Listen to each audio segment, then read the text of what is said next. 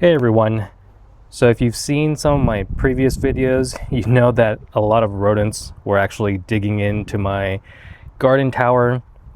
Not sure if they were eating the worms or trying to eat the decomposing food in the compost tower, but nonetheless, they were definitely there.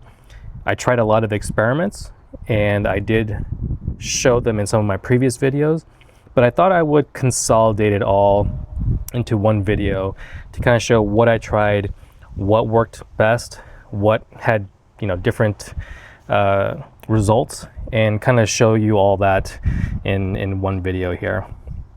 Now I'm going to break this down into three different categories: physical barriers, deterrents, and traps.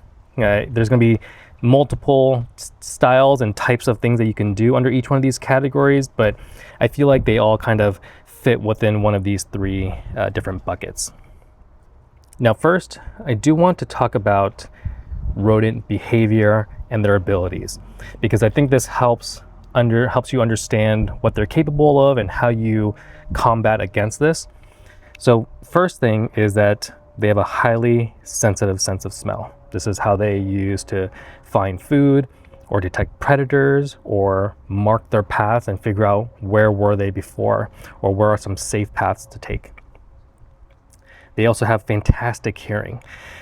So that's another thing that they can rely on to make sure that they stay alive. They do, however, have very poor eyesight. So they don't have fantastic eyesight to be able to see where they're going. They are also very cautious. So they're going to follow routine. They're going to, not try something new that is there right away. They're going to wait for a little bit to make sure that it's safe. And lastly, they're, of course, very athletic. They can climb, they can jump, they can squeeze through small openings. So that's something to consider when you're going through all these scenarios. So the first thing we want to start with are barriers. So naturally, they were climbing into my garden tower. If you have something planted in the ground, they can, of course, dig underneath. If you have other rodents like moles or voles, they can, of course, climb in or dig from the ground. If you haven't planted anything, one thing that you can do is put barriers from underneath. So, for example, you can put in hardware cloth, which is something it's made out of metal. Kind of looks like a piece of cloth made out of metal there with holes depending on the size that you want. It will depend on what you're trying to target. So for mice or rats, you probably want something like a 1/4 inch gap so that they can't squeeze themselves through it. So you can lay that on the bottom of maybe your raised bed, and then put your raised bed on top of it. So that prevents anything from digging underneath. In my case, everything, there's nothing touching the ground. Everything has a solid base. They're actually climbing up.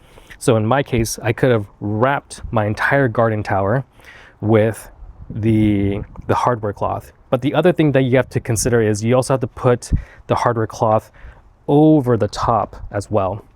And that's because they can, even though they can't get through the hardware cloth, they can climb the hardware cloth. So that is something to take into consideration. If you have birds that are eating your fruit, a basic net will probably be just fine. For something like rats or mice, you're going to need a hardware cloth. Now, these are fantastic. I did not do it for my garden tower because it can be very difficult to have so much hardware cloth over my garden tower too. Plus, I would also need to have it covering the top. So that's why I opted not to do this, but that is a fantastic way to protect your plants. The second one that we're going to talk about are more of a deterrent. You might have seen me do things like cat dander, chili powder, coffee. I put it within all the pockets and on top as well. I even sprinkled it around, and it did work. And that kind of makes sense, right? Because I mentioned that they have a fantastic sense of smell. So by doing that, putting the mint, lavender, I even planted some lavender as well. So there's some lavender over there. I actually have some over here as well that, let me get you a better shot. Lavender right here. All of these have a very strong scent. And what happens is that it masks and makes it so that the rodents can't, mark their path as well when you have these strong scents. Or if you're spraying, like there's a lot of over-the-counter products that you can spray something. Usually those are, mint-based, I've noticed. And what it's doing is masking the scent that they may have laid down. So a path that they may have felt comfortable with, you're now masking, and now they have no way of finding that path again. So all of these work. The problem that I found with these is that they're temporary. So they would work for like a day or two, and if you don't reapply, they come right back.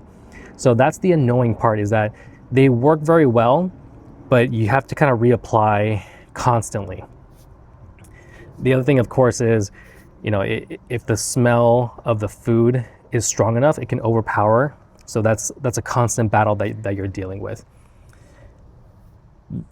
In my case, I did plant some lavender. It's obviously not enough, putting one in each corner. They can run right through the middle, and the scent will stay there. The other deterrent, though, I have lights. These are solar lights and motion sensor. So there's one on each corner, and these are fantastic. So even though I mentioned earlier that the rats are blind, we're not displaying an image or anything. This is just a bright light.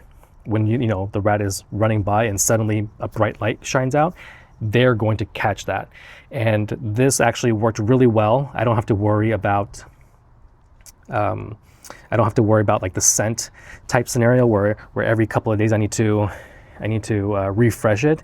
The lights are here. They're constantly lighting up whenever something runs by, and they've been working out really well. So out of these, the scents or the lights, I much prefer the lights. I've heard that ultrasonic sensors also work. I haven't tested those out, but in theory, those should work as well if they're motion censored, especially since they do have a good sense of hearing as well. The scent works really well if you're willing to reapply, but something to take into consideration. But at least now that you understand conceptually how it's working, you can see what works best for you. And the last one I wanted to mention was actual traps. So traps, they come in many different forms. I have the poison ones here where they can run in. There's a little opening on the side that they can run in, kind of tunnel through, and then they can eat the poison. There is also a more traditional trap, as you can see here. And this one has been fantastic as well. You put a little bit of food in there, in my case peanut butter. They run in through the tunnel, and then if they trigger the trap, it just slams right on them. Now, these are great. One thing to take into consideration, though, is that they do, or rats and rodents are very cautious. So they're not going to go for the traps right away. If you're looking for a quick fix, they're not going to get into a trap right away, unless they're extremely desperate. I didn't have my first catch until maybe week 6, week 8, so maybe like around the 2-month mark. The first 2 months got nothing, and then finally, after they got used to the traps being there, the other trap, the more traditional trap, I got probably 5 or 6 rats, like not even kidding. The other thing that's very important on those is placement. I have multiple traps along the backyard, and the one that I just showed you is by far the most successful one. And that's because that is a path that they take quite regularly. I put another one on the other side of the corner of the yard, and that one has had 0 bites. I've been moving that one around to see if there are other areas that they're more familiar with. But once you move it again, remember that they need to get used to that trap being there. As for the poisons, I don't know if they're working or not. I just have them there just in case as an extra deterrent. The reason why I don't know is because they're not instant, so they could be dying off somewhere else. So those are all of the methods that I've tried. Definitely my favorite ones are the physical trap, That one seems to have worked really well for me. And the lights are probably my two favorite because of it's more hands off. I don't have to kind of reapply it or anything like that. Barriers absolutely work. I don't prefer it because it's a little bit of a pain for me to having to remove the barrier and then put it back on if I'm trying to harvest or do any of my gardening work. So while they absolutely work, not exactly my favorite. Although if you were to place it on the ground, that's probably a good one because you don't have to, take that one off too much for like the moles and the voles.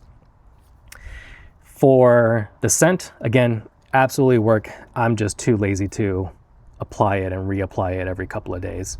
So hope this is helpful. Let me know if you have any questions, and happy to answer anything you guys might have.